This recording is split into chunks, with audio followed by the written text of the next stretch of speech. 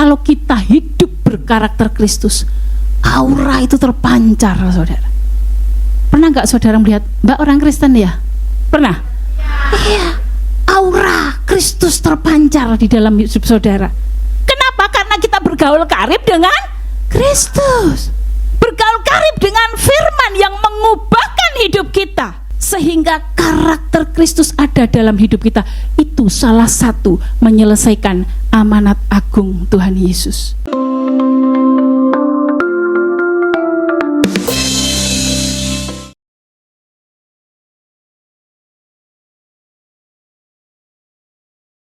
Puji nama Tuhan. Saya suka cita sekali hari ini ya, pujiannya begitu luar biasa ya, bahwa kita itu semua memasang telinga ya, dengarkanlah suara nafiri. Kita semua sudah dengar panggilannya? Sudah dengar panggilan Tuhan? Amin, haleluya ya. Di tahun 2026 ini ya, gereja kita ada satu visi yang begitu luar biasa dari Tuhan, yaitu tahun amanat agung ya. Berapa kali saudara dengar kata-kata amanat agung? Banyak kali, bahkan setiap doa disebut ya, setiap hari diperkatakan. Tapi masalahnya, untuk menyelesaikan amanat agung perlu satu kuasa, yaitu yang dari Tuhan saja. Kita nggak bisa mengandalkan kekuatan kita sendiri ya.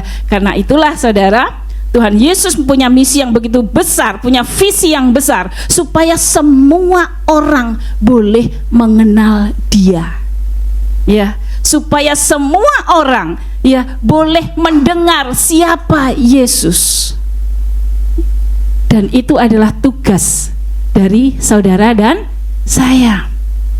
Karena itulah saudara, sebelum Tuhan Yesus naik ke surga ya, Tuhan Yesus memberikan pesan terakhirnya kepada murid-muridnya. Dia memanggil murid-muridnya dan memberikan satu kuasa, memberikan satu amanat kepada murid-muridnya. Di sini seberapa banyak menjadi murid Kristus? Kita mau didata sama malaikat. Seberapa banyak di sini murid Kristus? Tepuk tangan buat Eno2. Ternyata di sini semua murid-murid Kristus. Ya, jangan sampai kita nggak jadi orang Kristen tapi nggak jadi murid Kristus. Setiap hari minta masuk ke surga tapi tidak mau jalan menuju surga. Ada nggak di sini yang cita-citanya pingin masuk neraka? Gak ada. Semua orang punya cita-cita ingin masuk surga, tapi tidak semua orang mau berjalan menuju surga. Karena jalan menuju surga itu sempit saudara ya, dikatakan. Tapi jalan menuju kebinasaan itu begitu leluasa, saudara bisa joget-joget kayak apa kayak gitu ya. Tapi saudara, saya mau katakan, kita yang murid pasti kita tahu akan panggilan Tuhan atas hidup kita ya. Tuhan Yesus memanggil murid-muridnya untuk memberikan pesan terakhirnya. Kita mau baca di dalam Matius 28 ayat 18 sampai 19 dulu. Kita mau gemakan bersama-sama ya. Saudara, bosen enggak dengar kata ayat ini? Bosen enggak saudara? Bosen enggak? Kalau enggak bosen berarti kita harus menggemakannya ya, dengan semangat, dengan sukacita ya. 3, 4. Yesus mendekati mereka dan berkata, kepadaku telah diberikan segala kuasa di surga dan di bumi. 19. Karena itu pergilah, jadikanlah semua bangsa muridku dan baptislah mereka dalam nama Bapa dan Anak dan Roh Kudus. Amin. Nah saudara, ayat 18 sampai 19 ya, ini perintah Tuhan Yesus untuk memberitakan Injil. Dan perintah ini dulu disampaikan kepada murid-muridnya, tapi tidak berhenti sampai di sana saudara. Kalau kita hari ini sudah mau menyatakan diri bahwa kita adalah murid Kristus, bahkan ayat ini juga ditujukan kepada setiap kita. Pergilah. Lah aku mau pergi kemana Mbak Dian? Hari Senin sampai Sabtu itu aku di rumah terus. Jaga loyanka nggak pernah keluar. Bagaimana aku mau pergi? Aku terikat waktu Mbak Dian ya. Aku nggak bisa kemana-mana.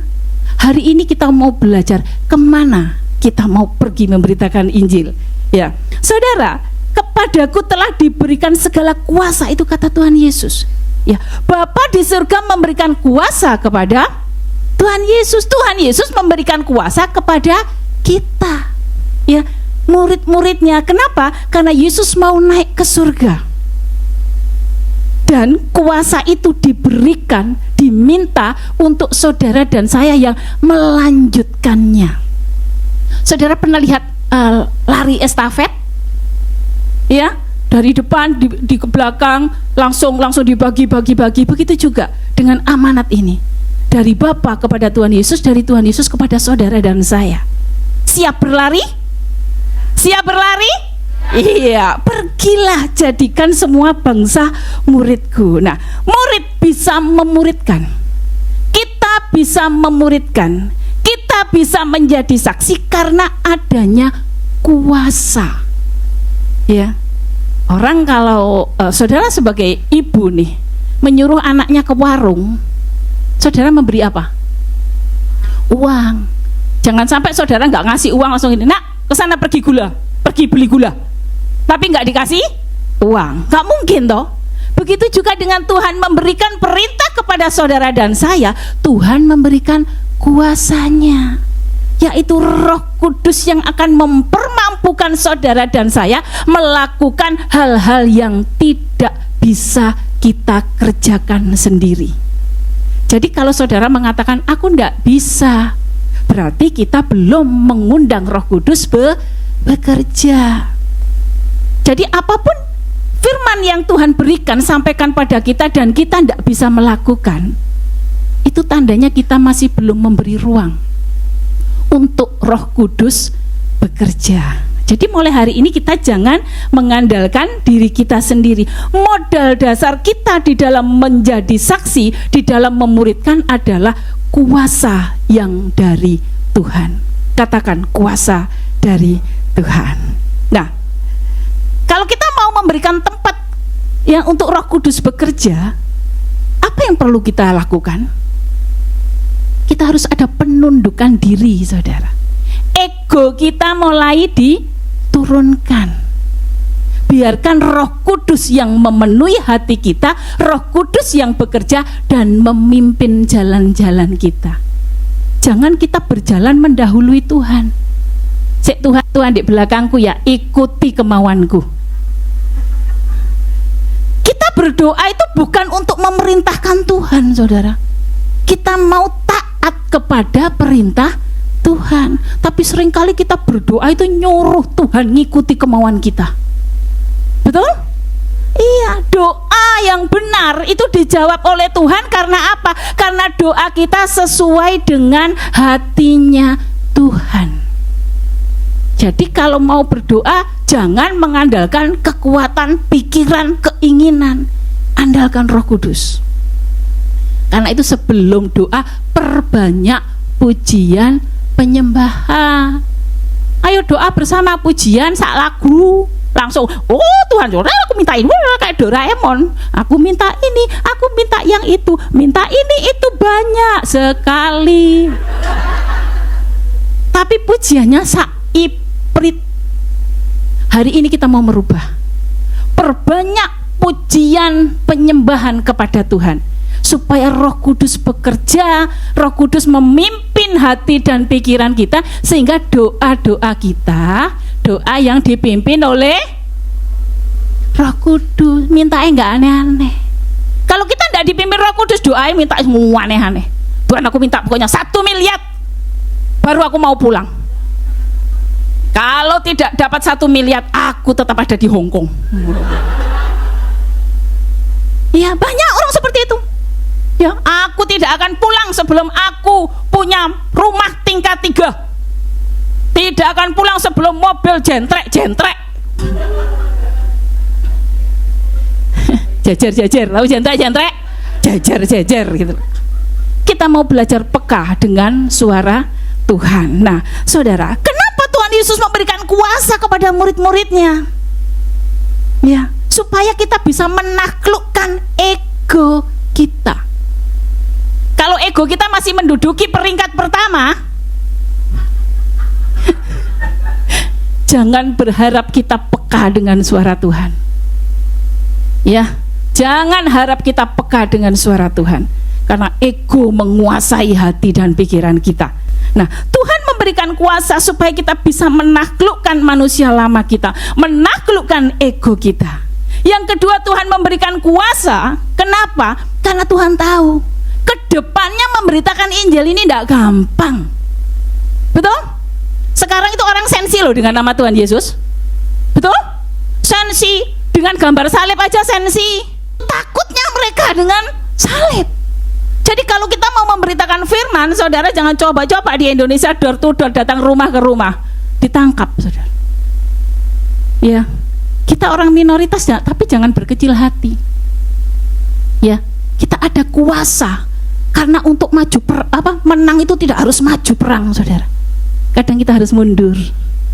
Beri tempat pada Tuhan. Sendika dawuh Gusti. Apa itu? Mari Tuhan bekerja. Yang enggak tahu nanti buka kamus ya, itu bahasa Korea. Nah, Tuhan Yesus tahu ketika Yesus di dunia, Yesus ditolak enggak? Ditolak. Yesus disiksa, dianiaya, Yesus sampai mati disalib karena Injil, saudara. Nah, sebagai pengikut, ya kita pun juga akan mengalami penganiayaan itu. Aduh, takut. Ya, ini murid-murid Yesus juga akan menghadapi satu penganiayaan. Karena itu Tuhan Yesus berikan kuasa kepada murid-muridnya untuk mempermampukan murid-murid mengerjakan amanat agung ini, saudara. Karena itu, saudara, dengan kuasa Roh Kudus, murid-murid yang tadinya takut, yang tadinya sembunyi-sembunyi, ya, yang tadinya mau kembali menjadi nelayan, yang ada yang mau kembali ke Emmaus, ada yang mau kembali ke manusia lama, dengan kuasa Roh Kudus mereka punya keberanian. Seberapa banyak di sini yang ingin punya keberanian yang dari Tuhan? Beri kemuliaan buat Tuhan kita. Nah, akhirnya dengan kuasa itu murid-murid Yesus rawi-rawi rantas, saudara. Dia semangat memberitakan Injil. Kita baca di dalam Kisah Rasul 8 ayat 1. Saulus ini sebelum jadi Paulus ya. Saulus juga setuju bahwa Stefanus mati dibunuh. Pada waktu itu mulailah penganiayaan yang hebat terhadap jemaat di Yerusalem. Mereka semua ya yang di Yerusalem kecuali rasul-rasul, mereka tersebar ke seluruh daerah Yudea dan Samaria. Ya, karena ada tekanan, karena ada penganiayaan, ada yang sampai dibunuh, maka mereka semua pergi, bukan melarikan diri sebagai pengecut, saudara. Tapi di sana murid-murid Yesus bisa memberitakan Injil. Dari sini saya mikir, saudara, setiap kejadian di dalamnya itu pasti ada rencana Tuhan. Ya, seandainya nggak dianiaya di Yerusalem, mereka nggak akan pergi ke Yudea maupun ke Samaria. Aniaya itulah yang membuat mereka pergi. Mungkin saudara dan saya mengalami satu masalah. Saya kalau nggak ada masalah, nggak mungkin saya datang ke Hong Kong. Kalau saya nggak ke Hong Kong, nggak mungkin saya diproses Tuhan sampai detik ini. Jadi masalah adalah cara Tuhan untuk memberkati saudara dan saya. Karena itu mengucap syukurlah dalam segala hal. Karena dalam segala hal itu ada rencana Tuhan. Cuma kita seringkali nggak menemukan, karena kita mikirnya hanya dengan mata jasmani. Jadi hari ini kalau saudara menghadapi masalah apapun itu, tanya sama Tuhan, Tuhan apa maksudmu? Apa yang harus aku kerjakan? Kalau saya tengok ke belakang, keluarga ilahi, saya tengok ke belakang melihat masalah saya yang kayak gitu, mustahil saya bisa seperti ini. Ya, mustahil, saudara. Hancur leburnya hidup itu, saudara. Tapi ternyata itu loh cara Tuhan. Ya, saya sudah berdoa ke Hong Kong minta bos yang baik, dikasih yang Di sini ada yang dapat majikan yang gitu? Ada? Ada? Bersyukur atau bersungut-sungut? Ah, mosok. Awas nanti kalau saya lihat di media sosial yang menggerutu ya. Temukan saudara, ada maksud Tuhan untuk apa? Membentuk karakter kita loh. Ya, supaya apa? Tuhan punya rencana nanti saudara pulang jadi dadai. Saudara pulang jadi bos. Supaya nanti saudara itu punya cece, nggak cerewet. Ngono loh. Ya, kalau saudara di sini tidak lulus, saudara pulang nggak jadi bos. Enggak, saudara nanti cerewet sama cecenya di Indonesia, cerewet, nggak jadi berkat, nggak bisa menyelesaikan amanat agung. Di sini diproses, nanti saudara jadi bos di Indonesia. Perlakukan seperti apa yang saudara ingin orang lain lakukan. Amin. Nah, saudara dikasih Tuhan, banyak hal yang misteri yang Tuhan kerjakan supaya kita itu boleh menjadi berkat. Di Samaria, ya tadi di Yudea, di Samaria ada yang namanya Filipus, seorang tukang sihir terkenal. Tapi begitu mendengarkan Injil, dia bertobat. Dan dengan sukacita Filipus minta dibaptis dan menjadi pengikut Kristus. Beri kemuliaan buat Tuhan. Nah, saudara kasih Tuhan, kita sebagai murid di zaman now, ya, kita menjadi murid, kita juga punya panggilan yang sama loh, untuk menyelesaikan amanat agung Tuhan Yesus. Kira-kira nanti kita dapat penganiayaan enggak? Dapat enggak? Dapat. Aduh, enggak wani aku Mbak Dian. Penganiayaannya itu versinya beda. Karena negara kita ada yang namanya undang-undang. Enggak mungkin saudara jadi orang Kristen terus menerus dibunuh, enggak. Karena Indonesia punya aturan. Nah, kita pun punya panggilan, tapi kabar baiknya, jangan takut kalau Tuhan memberikan kuasa Roh Kudus bekerja di dalam hidup saudara dan saya, memampukan kita terus berjalan mengerjakan amanat agung. Nah, bagaimana kita bisa menyelesaikan amanat agung? Yaitu dengan cara mempraktekkan, ya, mempersaksikan karakter Kristus dalam hidup kita sehari-hari. Saudara tahu nggak karakter Kristus itu kayak apa? Hah? Tahu nggak karakter Kristus itu kayak apa? Ya, kalau karakter Kristus nggak tahu lah, terus kita mau ngelakuin apa? Ya, karakter Kristus itu adalah kasih. Miliki karakter Kristus di dalam kehidupan saudara dan saya. Bisa kita lakukan, sekali lagi saya mau katakan, kita harus ada penundukan diri, menaklukkan manusia lama kita. Kita baca di dalam Roma 8 ayat 28 sampai 29, ayat yang begitu populer. Kita tahu sekarang bahwa Allah turut bekerja dalam segala sesuatu untuk mendatangkan kebaikan bagi mereka yang mengasihi Dia, yaitu bagi mereka yang terpanggil sesuai rencana Allah. Stop dulu, ya. Kebaikan bukan versi kita loh ya. Ini kebaikan versinya Tuhan. Karena kebaikan versinya kita ya maunya yang mengenakkan daging. Tapi ini versinya Tuhan. Di ayat 29 dikatakan, sebab semua orang yang dipilihnya dari semula, mereka juga ditentukannya dari semula untuk menjadi apa? Serupa dengan gambaran anaknya, supaya ia, anaknya itu, menjadi sulung di antara banyak saudara. Di sini siapa anak sulung? Anak sulung itu berat tanggung jawabnya ya, karena jadi teladan buat adik-adiknya. Betul? Iya. Oh, bukan berarti yang enggak sulung enggak jadi teladan. Yesus menjadi yang sulung, menjadi teladan kita, ya. Jadi setiap peristiwa, setiap hal yang Tuhan izinkan terjadi, tujuannya apa? Supaya kita itu dibentuk memiliki karakter serupa dan segambar dengan Kristus, ya. Ada satu kata yang mengatakan gini: citrakan Kristus sebelum menceritakan tentang Kristus. Sekali lagi, citrakan Kristus sebelum kita menceritakan tentang Kristus. Contoh nih, saya bawa skincare. Tahu nggak skincare ini? Bagus loh, dari Korea. Ini bisa membuat wajah glowing. Terus saya kayak gini. Saudara percaya nggak dengan promo saya? Nggak percaya. Kalau yang menyampaikan Bu Muji,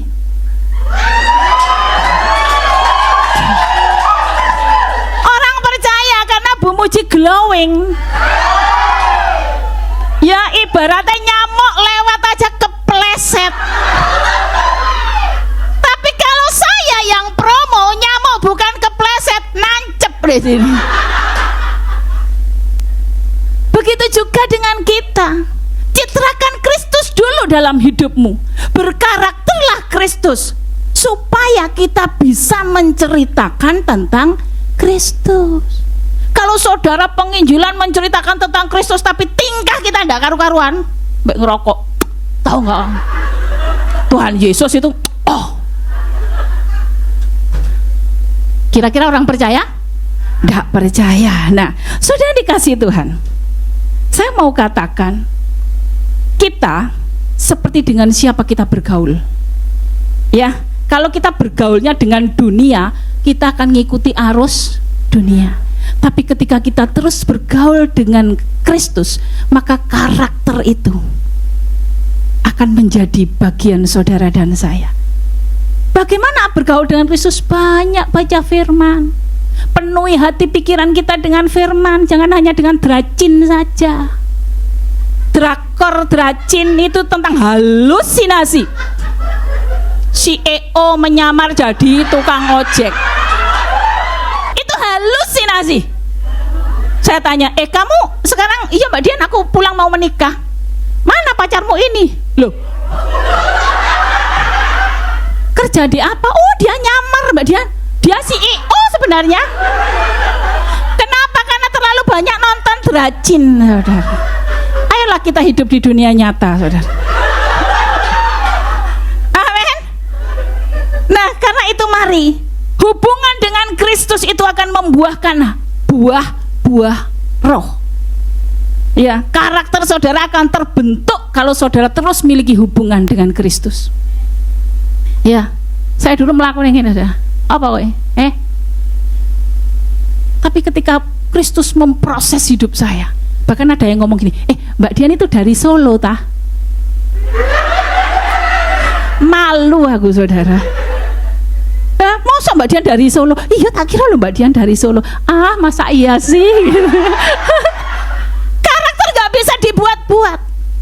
Ketika Roh Kudus bekerja, itu yang akan membentuk kita. Karena karakter kita itu mengikuti hati.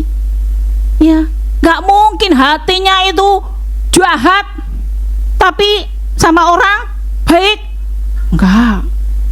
Atau mungkin aku tuh memang omonganku kayak gini tapi hatiku baik kok. Itu nehi katanya. Iya, kenapa? Karena perkataan kita itu cermin hati, sikap hidup kita cermin hati. Karena itu penuhi hati dengan kuasa Roh, penuhi hati dengan firman. Nah, di mana kita mau menjadi saksi? Nah, ada lagu apa? Ku jadi saksi. Di mana?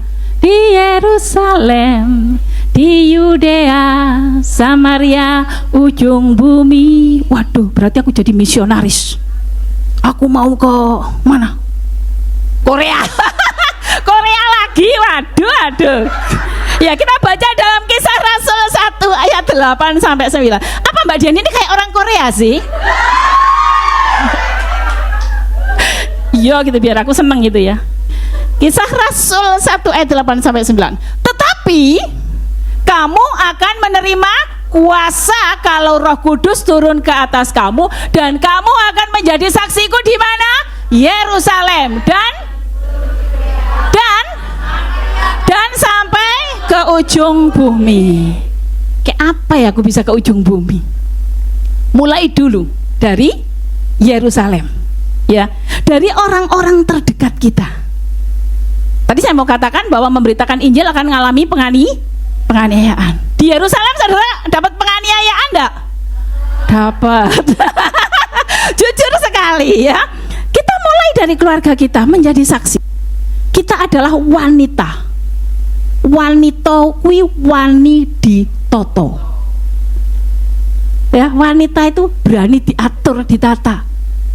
Ya, hukumnya menjadi wanita harus, istri harus tunduk sama suami. Sama suami. Catat itu. Loh lah, tapi suamiku, nah ini masalahnya. Tapi suamiku Mbak Dian, tiap telepon itu kalau tanggal muda saja minta uang. Di rumah itu suamiku tidak kerja Mbak Dian. Sekali lagi tunduk pada suami. Ini penganiayaan bukan? Iya, penganiayaan ya. Jujur penganiayaan. Ketika suami kita itu hidup nanda karu-karuan tapi kita tetap diminta tunduk, penganiayaan saudara. Tapi ada kuasa yang Tuhan berikan kepada kita, mempermampukan kita untuk tetap tunduk kepada suami. Caranya apa? Hadirkan roh Tuhan dalam hidupmu. Menjadi penganiayaan kalau ego kita menduduki peringkat 1. Ya, penganiayaan. Nah, saudara, saya mau punya kesaksian nih, punya kesaksian. Saya punya teman, dia itu murid Kristus. Murid Kristus di Hong Kong. Suaminya masih di seberang. Anaknya masih di seberang. Religi banget. Anak dan suaminya religi banget, saudara. Tapi si istri ini enggak pernah langsung, "Hei, kamu harus jadi orang Kristen ya." Enggak. Istri tetap tunduk, setia kepada suaminya. Suaminya bekerja, saya tahu hasilnya pasti lebih besar istri, tetapi dia mau tunduk taat pada suami. Dia tetap hormat pada suaminya. Ya, dia tetap setia kepada suaminya. Dan anaknya menyaksikan sikap ibunya yang tunduk kepada bapaknya. Dia menjadi saksi di antara keluarga-keluarga suaminya yang dulu tidak baik sama dia. Tapi sebagai murid Kristus dia tetap baik kepada keluarga suaminya, pada mertuanya. Dan ini dilihat oleh anaknya. Saudara tahu enggak? Enggak. Karena saya belum ngasih tahu. Beberapa bulan yang lalu saya, ojo tegang-tegang dah. Beberapa bulan yang lalu saya melihat anaknya yang ganteng tadi, yang religi tadi, pakai kalung salib, saudara. Ibunya nggak pernah maksa. Kenapa? Dia bilang apa? Aku melihat Kristus di dalam ibuku. It's true. Bukan cerita bohong. Jadi kalau saudara mau memenangkan jiwa di Yerusalemmu, kenakan karakter Kristus di dalam hidup kita. Walaupun harus mengalami penganiayaan. Penganiayaan itu ketika hati kita ya tidak sesuai dengan apa yang kita lihat. Tetapi harus kita kerjakan karena kita mau tunduk kepada firman Tuhan. Saya itu sampai terharu saudara melihat kenyataan itu. Sekarang anaknya kemana-mana pakai kalung salib. Tidak gampang loh. Di Indonesia tidak gampang loh.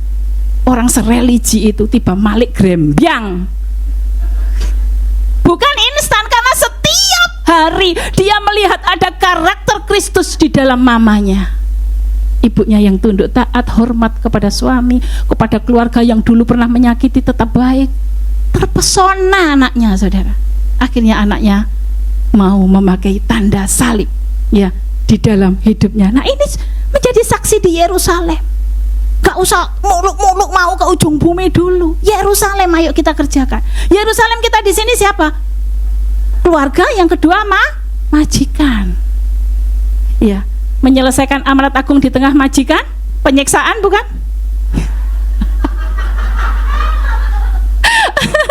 Penyiksaan, ada yang penyiksaan ya. Kalau bos kita itu memang aduh. Tetapi kita harus melakukan tanggung jawab kita sebagai murid Kristus, harus menjadi saksi, harus menjadi terang. Itu memang penyiksaan kita di zaman now. Zaman dulu dibunuh, dibantai. Kalau sekarang kita harus membunuh manusia lama kita, menggantikan manusia baru bersama Kristus. Tepuk tangan buat Tuhan Yesus. Nah, saudara dikasih Tuhan, itu di Yerusalem. lingkungan terdekat. Yudea, Samaria agak jauh dikit lah, di lingkungan kul kita. Siapa di sini sakit hati dengan gembala kulnya? Siapa sakit hati dengan koordinatornya? Siapa sakit hati dengan peniliknya? Terus lari dari kul. Kalau kita murid, tetap bertahan, dimuridkan.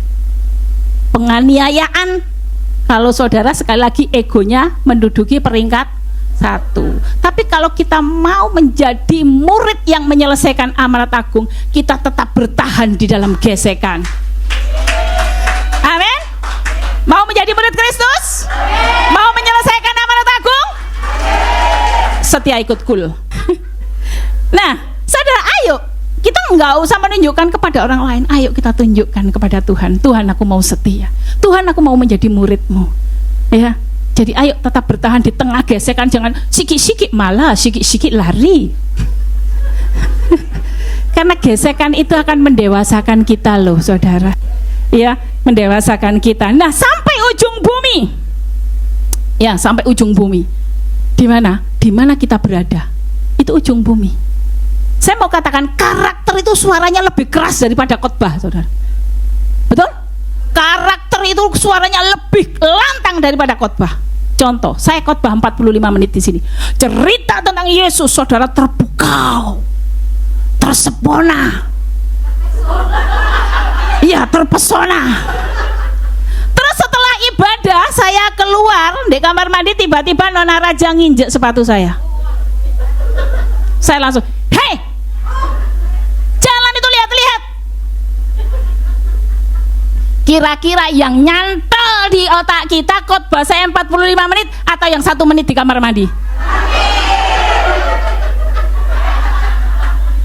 Makanya karakter itu lebih kuat. Jadi kalau saudara mau menjadi saksi, nggak usah sibuk bawa Alkitab ke pasar kemana-mana menemui teman. Ya, kau tahu di mana Victory langsung nyari orang. Kamu tahu kenal nggak dengan Tuhan Yesus? Bawa kitab, pakai salib, dia akan jawab apa? Tidak tahu, tidak mau tahu, dan tidak akan tahu.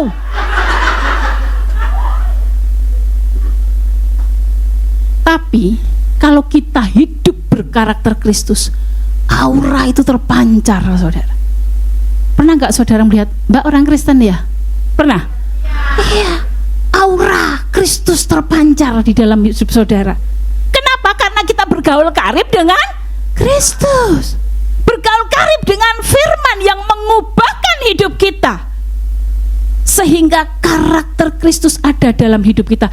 Itu salah satu menyelesaikan amanat agung Tuhan Yesus. Media sosial kita, hati-hati. Jangan sampai ada kutukan, cacian, makian, ikut-ikut ngata-ngatain orang di media sosial. Netizen itu pinter, saudara. Saudara coba ya, komen yang jelek, saudara akan ditari. Jejak digital, saudara dicari, dicari. Oh ini ya, orang ngatakan jelek, tiba-tiba anak elek pisan nih. Netizen pinter loh. Kalau saudara sampai berbuat neko-neko dilihat, habis nyaci maki orang dilihat, jemaat GBI Hongkong. Jadi batu sandungan nggak? Iya, jadi batu sandungan. Hati-hati media sosialmu. Bukan berarti harus media sosial semua diisi firman, toh enggak. Mancing itu nggak harus dengan satu makanan. Segala cara. Sekali lagi, Roh Kudus punya banyak cara untuk menjadikan saudara dan saya ambil bagian menyelesaikan amanat agung dimanapun saudara dan saya berada. Nah, saudara, kita baca lagi di dalam Matius 5 ayat 13 ya. Kamu adalah garam dunia. Jika garam itu menjadi tawar, dengan apakah ia diasinkan? Tidak ada lagi gunanya selain dibuang dan diinjak orang. Nah, garam ya, saudara, garam itu menjadi berharga bukan karena bentuknya, bukan karena dibawa dari mana, dari ini garamnya dari Korea. Mbak Lis dari Kanada bawa garam, ya. Dari Korea bawa garam. Nggak akan ada fungsinya kalau garam itu saudara pajang di dapur. Kenapa nggak dipakai masak? Jangan, itu garamnya dari Korea.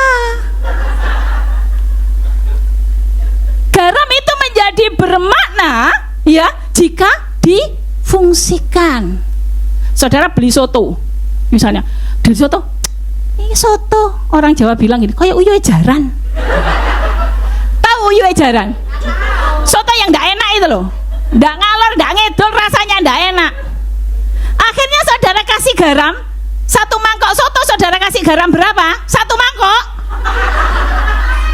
Sedikit. Sedikit garam bisa berdampak. Soto yang kayak uyuh jaran tadi, begitu dikasih sedikit garam langsung menjadi wow, lezat. Ketika lezat, yang dipuji garamnya apa sotonya? Oh, garam ini enak sekali. Ayo minggu depan tak ajak kamu beli soto di situ. Kenapa? Garamnya enak. Yang enak apanya? Soto. Karena pengaruh dari. Saudara jangan ingin terlalu dihormati, karena kita bukan bendera. Aku loh yang berjuang itu untuk nyari anak kul, begitu sampai di sini direbut dek kule dia. Ingat garam, belajar pada garam. Ya, bukan bendera. Jangan minta terlalu dihormati. Ya, jadi garam itu ya kita dianalogikan dengan garam supaya hidup kita itu bermakna, berfungsi, berdampak, menjadi pengaruh yang baik, yaitu semua orang bisa mengenal Kristus. Itulah melakukan, mengerjakan amanat agung. Belajar seperti garam, berdampak. Jika karakter Kristus ada di dalam hidup kita. Nah, saudara yang kasih Tuhan, ada satu kata-kata dari Bunda Teresia mengatakan jangan terlalu bermimpi besar, tapi lakukan hal yang kecil dengan cinta yang besar. Ya, jadi jangan terlalu ingin dipuji, ingin terlalu dihormati dan dihargai ya. Kita baca dalam Yohanes 12 ayat 32 yang terakhir. Dan aku, apabila aku ditinggikan dari bumi, aku akan menarik semua orang datang kepadaku. Jadi yang ditinggikan bukan tentang kita. Kalau aku khotbah, tobat semua. Aku mimpin pujian, udah ada yang ngantuk. Karena suaranya gede. Kul itu kalau nggak ada aku, no.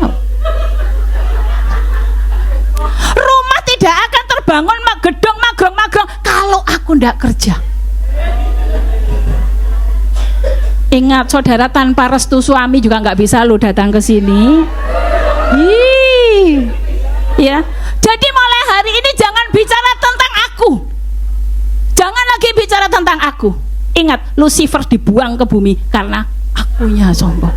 Jadi kalau saudara cuma aku berarti muridnya takut. Kita bukan murid Lucifer, kita muridnya Kristus. Jadi akunya dibuang. Mulai hari ini kita mau cerita hanya Yesus yang kita tinggikan. Aku bisa berhasil karena Yesus, anakku sukses karena Yesus, aku bisa semuanya karena Yesus. Beri kemuliaan buat Tuhan kita. Terakhir, iya, Matius 28 ayat yang ke-20, yang terakhir tadi, ya, dikatakan, dan ajarlah mereka melakukan segala sesuatu yang telah kuperintahkan kepadamu, dan ketahuilah, aku menyertai kamu senantiasa sampai kepada akhir zaman. Beri kemuliaan buat Tuhan kita. Jangan takut apapun yang kita hadapi hari ini. Untuk menyelesaikan amanat agung, Tuhan Yesus menyertai kita sampai akhir zaman. Di bumi sampai di surga, Tuhan Yesus beserta dengan kita. Kalau saudara tidak bisa mengenakan karakter Kristus, ego kita masih tinggi, beri tempat seluas-luasnya untuk Roh Kudus bekerja. Ya, ego kita, aku kita dibuang karena itu muridnya Lucifer. Ingat, ketika saudara mulai angkuh aku, ingat, aku bukan murid Lucifer, aku muridnya Kristus. Tahun 2026, mari kita beri tempat untuk Roh Kudus bekerja sedahsyat-dahsyatnya, yang akan mempermampukan saudara dan saya mengambil bagian menyelesaikan amanat agung Tuhan Yesus. Saya jemput bangkit berdiri. Mari kita buat satu komitmen apapun masalah yang saudara hadapi dan gak mampu saudara kerjakan, bawa kepada Tuhan, izinkan Roh Kudus bekerja. Amin.